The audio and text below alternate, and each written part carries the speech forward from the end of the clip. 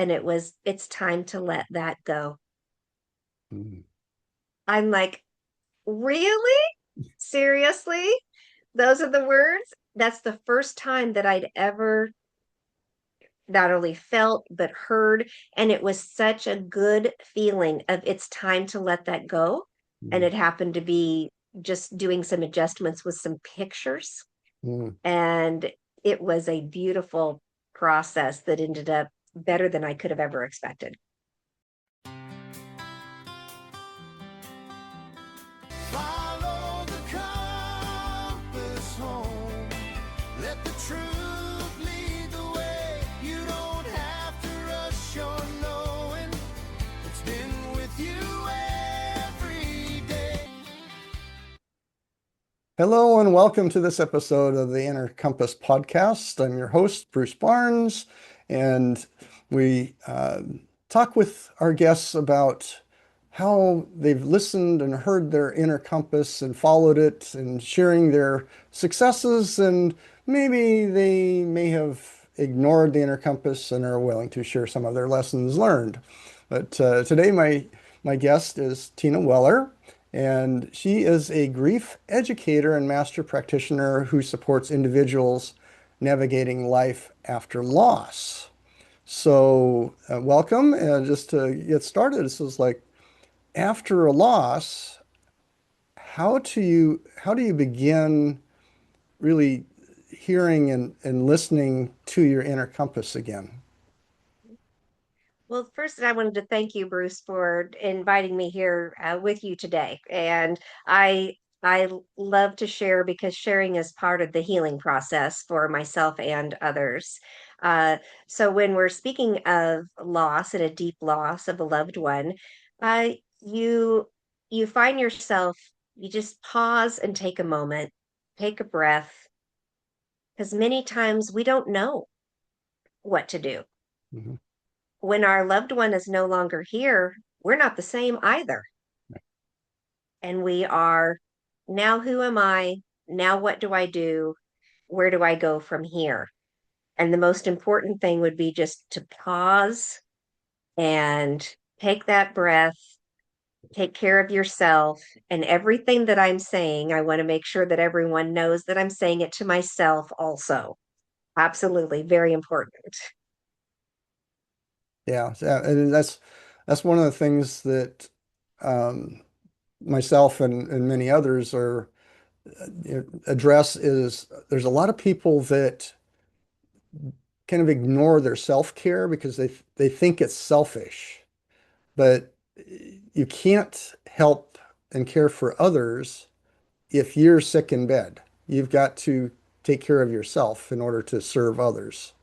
And yeah, the loss of a loved one and the grieving process and everything, it can be very, you know, long and deep emotional, challenges in that, and just uh, that definitely can completely derail any semblance of normal routines in that. So, and that's one of the things, from my own experiences, that you have to be kind to yourself and give yourself time to grieve and adjust and that. And I know I found this is that those moments of being quiet and even like reflecting on that person that you lost, those are moments that you can hear some of the whispers that are helping to guide you through the loss. And so just how do you relate that to what you do? Mhm. Well, one of the things that you had mentioned in there, and taking care of yourself so that you can take care of others. And many individuals find themselves in what we call anticipatory grief Mm. because you have an individual that you may be caring for towards the end of life, and you are actually potentially anticipating their death. So it's a whole different level of process that some individuals don't even think about. And Yeah. then that person passes on, And then you have a different level of grieving and that process. And one of the things that has helped me and so many others is that we want to always remember that that grieving and the grief that you may be experiencing is something that you only have because you've experienced that deep and great love before. Mhm. So by having that love of that individual and loving them, and then when they are no longer here in your presence, then you have a grief because of that loss of that love. You still always have that love though. And then as the time goes by, you are able to pull out some of the memories and Mhm. some of the things that those individuals and you that you used to do, that you used to share, that others used to share. One of the things that I also say to others is say their name. One of the best things that you can do is to continue to say your loved one's name that has passed and they're no longer here because they are part of your story. They Yeah. are the reason possibly why you are even here. Their story continues on, so continue to share their story. Yeah. And it so much helps individuals. I have literally seen the light in someone's face and their smile, their face just lights up when I mention their loved one's name that passed because they love that because of the remembrance and the memories that come back. Yeah, it's beautiful. Yeah, so it it's a way of carrying their legacy on and that and just sharing um, the different memories that come up and that. And it says, I know for me, he says my dad was always building, creating something and that. So I inherited all of his tools and that when he passed, and there'll be different things. I mean, there's so many different tools. So it's like I'll be Mhm. working on some project, and it's like, okay, he's probably got something that will help me do this. Where can I find this? So I'll go out into the shed, and it's like, okay, guide me to where this is, and I'll be listening and hearing it's like just this feeling, and it's like it's over here. There it is. It's like, thank you, Dad. There you go. Yeah, it's like it's your intuition or your the some people might hear it, some people might see it, some people might. It's amazing how that comes in and supports us when we need it. And many don't recognize. It took me a while to recognize that's what was going on. Yeah, yeah. Uh, So, I mean, and because after kind of transitioning from the life disruption and the grief and everything to really start listening to the inner compass and your guide and your intuition and it's like I think of it as a muscle. And so the more often you listen to and follow through with whatever the whisper is telling you, the louder that whisper will get. So I love you saying that, and that just brought a big smile to my face because I think, well, I have this feeling, and then it's like, then I have this thought. And then it comes to me, things just keep popping up, and people start asking, well, would you like to do this? Or would you like to do that? I think there's something here I'm supposed to be doing. And it kept coming to me, and that I was supposed to be using my background in my psychology that I had, of course I'm always using that, but I had not been practicing yeah, that in a professional way. Um, then it came when it comes to the grief and loss over the time, and from my father when I was a child being gone, and he was killed in an accident, and then my husband from the illness that he passed, and then my son years later when he passed from another illness. So all of these were a process that I was able to work with them, and we had a beautiful life. I will never say anything differently. We were able to share. All of that kept leading me to and strengthening me in the way of something that I was supposed to be doing in the future. So I have these men in my life, the most significant men in my life, my son, my husband, and my father. And I truly believe now that it has led me now this many years later, and I now am supporting others in this same process and in their journey and walking forward, taking those steps forward. Because there's so many when you have that great loss, especially if it's someone, I heard someone say that when your spouse dies, it's like half of the pair of scissors is Mm, gone. that's I'm interesting. like, Yeah. it is interesting. And I'm like, wow. I don't think I'll ever forget that because you can even get a visual when I Yeah. say that. And it's true. If you have a spouse, that's a person that you chose. Yeah. So that's something, your child, that's something, honestly, it is. I am a bereaved mother, and I don't know if I can put words to it now. Yeah. I cannot put words to it, but boy, I can walk beside you. I can sit beside you. I can support you in that because I have experienced it. And I have been led now to support others. And I do say, particularly women and a few good men. Of course, the reason I say that is because I am a woman. Yeah. I am the deepest and closest to that. Um, and I'm now doing that through a one-on-one. I do it through group and also mini retreats that are very intimate. And the journey is just continuing on to support others. Yeah.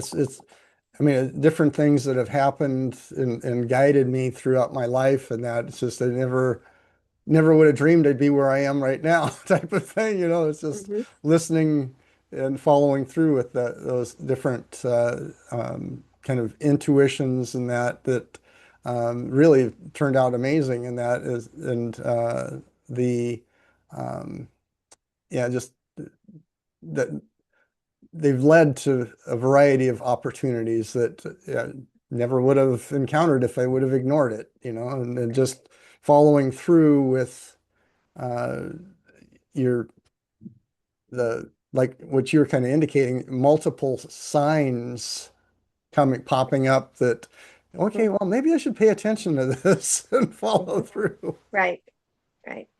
And I think Bruce, the biggest one I am still working towards and growing. Whereas my son, when he was ill, and our family, when we were younger, we traveled across all of the states.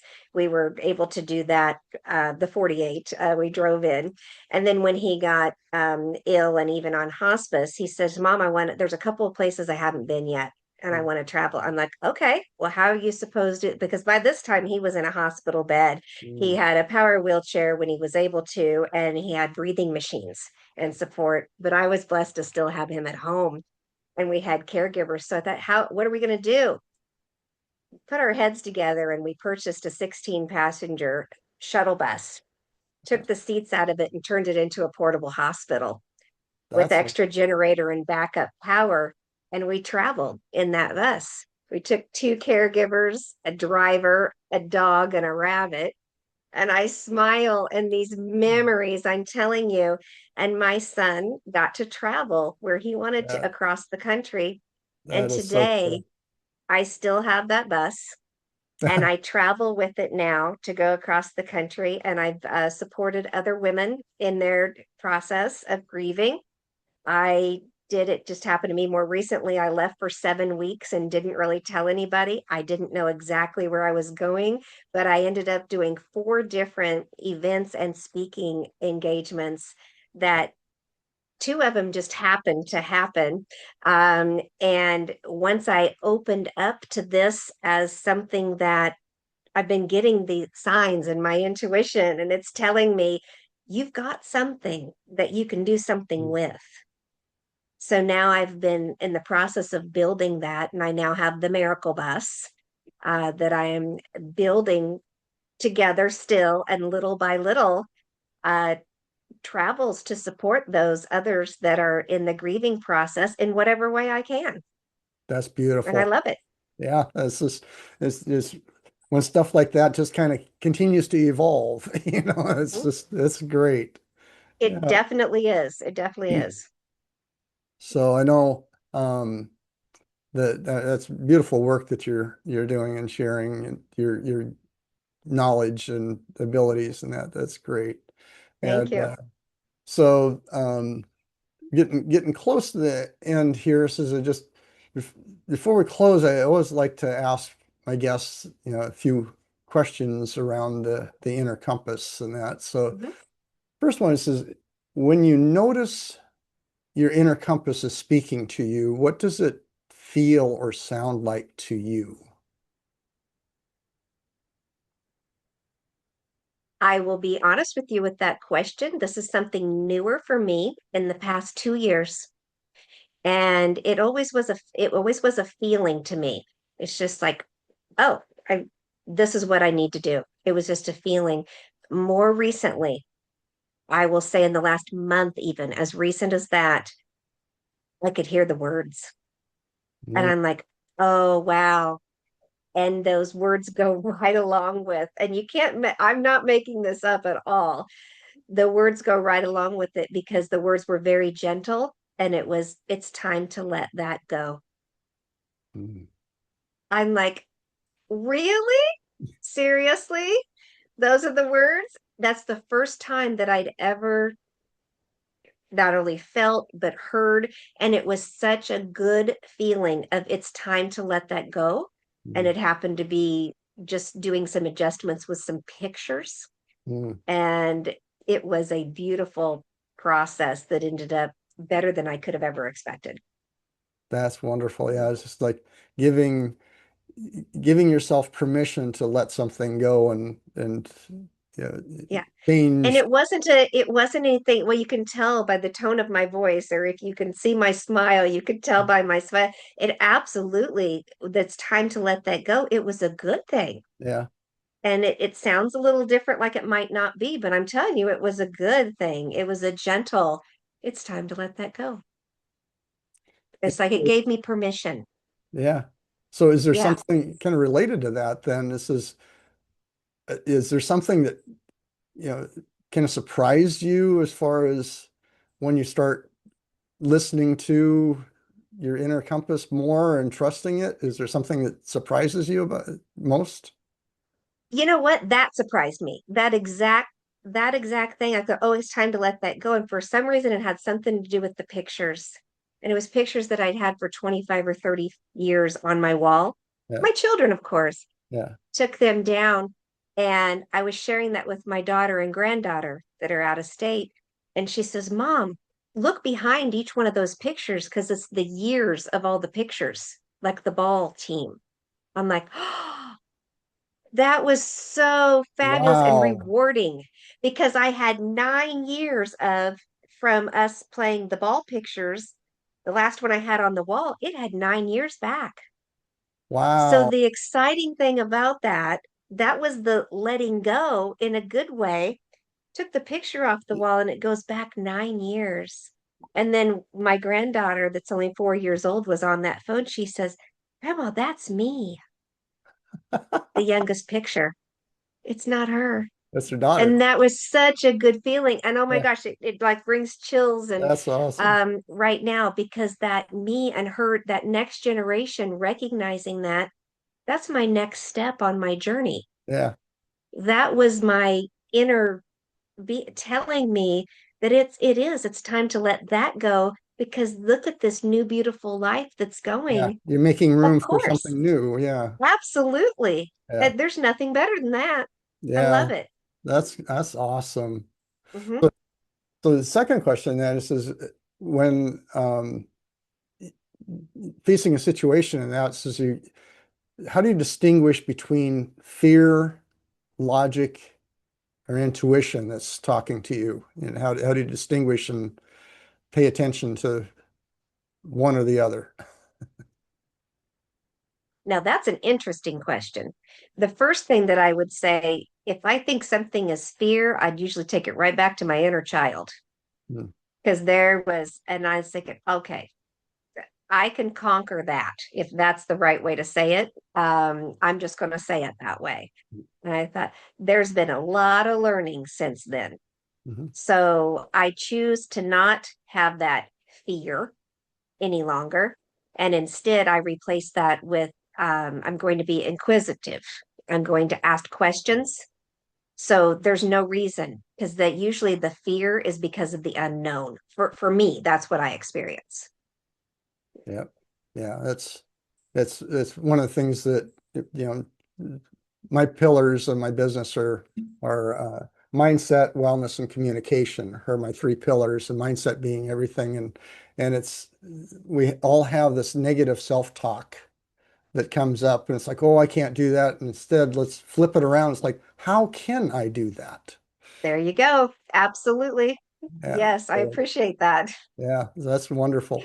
So the third question really is for future guests on the podcast here. It says, what question around the inner compass would you like a future guest to answer? Oh, wow. I think I've used that word a couple of times today. Wow.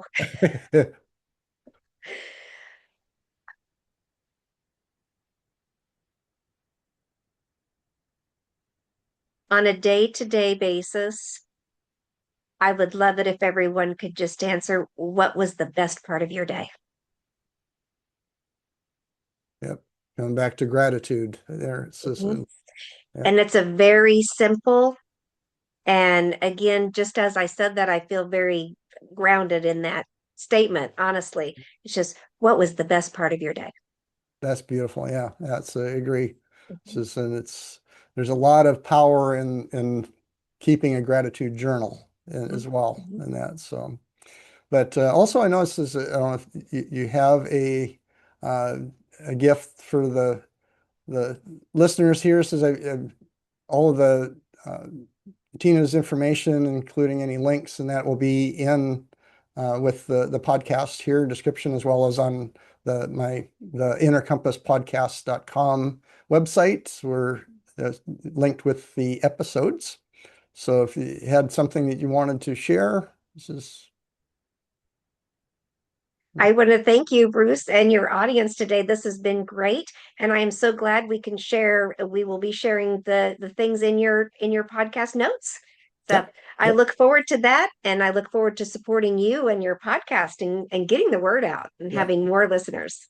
Yeah. Appreciate it. Says, yeah, it's all about paying attention to the whispers and taking that action and taking care of yourself as well. So appreciate you being here and sharing your story.